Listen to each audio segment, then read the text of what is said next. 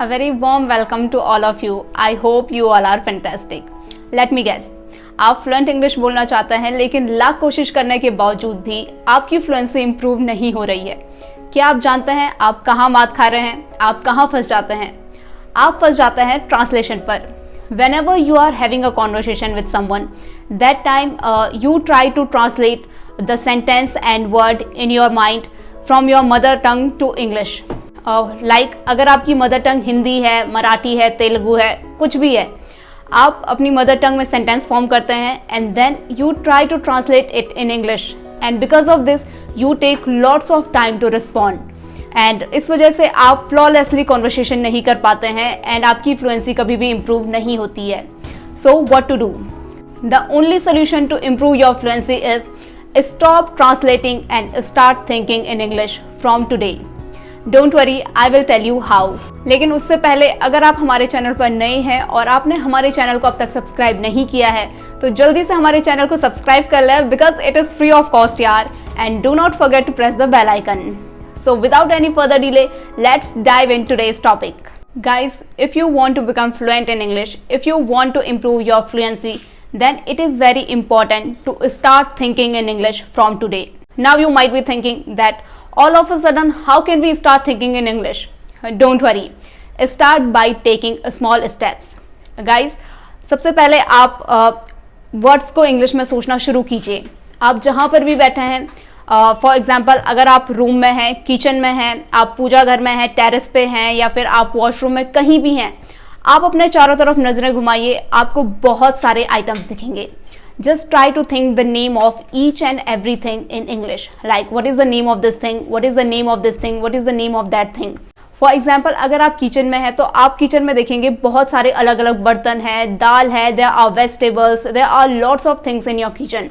Just try to think the name of each and everything in English.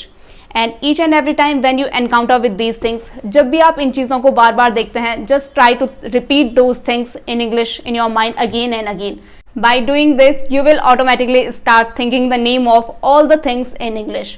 And guys, अगर कुछ चीज़ों के नाम आप इंग्लिश में नहीं बोल पाते हैं, अगर आपको उन्हें रिकॉल करने में बहुत प्रॉब्लम होती है, then here you can do a small cheating. Actually it is just for your convenience. आप अपनी सुविधा के लिए यहाँ पर स्टिकी नोट्स का यूज़ कर सकते हैं। I am sure you know what are sticky notes.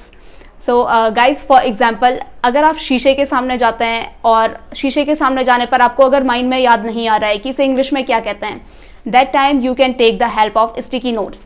आप स्टिकी नोट्स पर लिख दीजिए मिरर एंड देन शीशे के आसपास उसे कहीं पर स्टक कर दीजिए and that time and whenever you are in front of mirror and you try to think the name of that thing in English, you can just take the help of a sticky note, just look at there and recall it. Okay, so you can do this with each and everything wherever you face difficulty. For example अगर आप kitchen में हैं, then kitchen में बहुत सारे दाल के containers होते हैं। सो आप हर एक दाल के कंटेनर पर इंग्लिश में छोटे छोटे लेबल्स लगा सकते हैं। लाइक आप मसूर दाल के ऊपर लिख सकते हैं इट इज़ रेड लेंटिल, आप मूंग दाल के ऊपर लिख सकते हैं ग्रीन ग्राम, या फिर अरहर के ऊपर आप लिख सकते हैं पिजन पी। तो आप इस तरीके से सारी दालों के ऊपर लेबल लगा सकते हैं and whenever you are doing anything in kitchen, आपकी जब भी नज़रें पड़ती है इन सारी चीज़ों के ऊपर, just try to recall the name of each and everything in English and if you face difficulty then you can read the label. Okay, so slowly you will get used to think the name of all the thing in English. So guys, the next step is जब आप धीरे धीरे चीज़ों का नाम English में सोचना शुरू कर दें, then try to make sentence, try to make simple sentence. अपने आसपास देखिए जो कुछ भी एक्टिविटीज़ हो रही है, आपको जो कुछ भी दिख रहा है, आप चाहे किचन में हैं, चाहे आप मार्केट जा रहे हैं, हॉस्पिटल जा रहे हैं, कॉलेज जा रहे हैं, आप जो कुछ भी एक्टिविटीज़ कर रहे हैं, जो कुछ भी कर रहे हैं, अपने आसपास देखिए और उन चीज़ों के ऊपर आप जो कुछ भी एक्टिविटीज़ चल रही है उनके ऊपर आप सेंटेंस बनाने की कोशिश कीजिए। Try to make a small sentence, small and simple sentence and do not try to run behind the fancy words.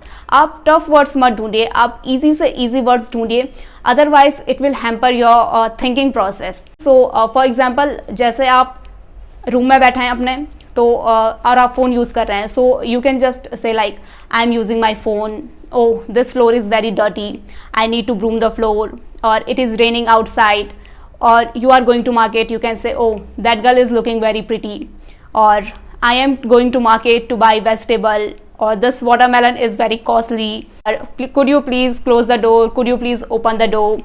आप ऐसे छोटे छोटे सेंटेंस बनाइए. स्टार्टिंग में आपको थोड़ी प्रॉब्लम होगी सेंटेंस फॉर्म करने में, but try to make these sentence in English. Try to think all of these activities in English. Okay and guys, slowly you will become use to think in English. धीरे धीरे आपको English में सोचने की आदत पड़ जाएगी, and after some time you will see that your fluency is improving. You are speaking fluently. You do not have to think too much. You do not have to translate the things in your mind.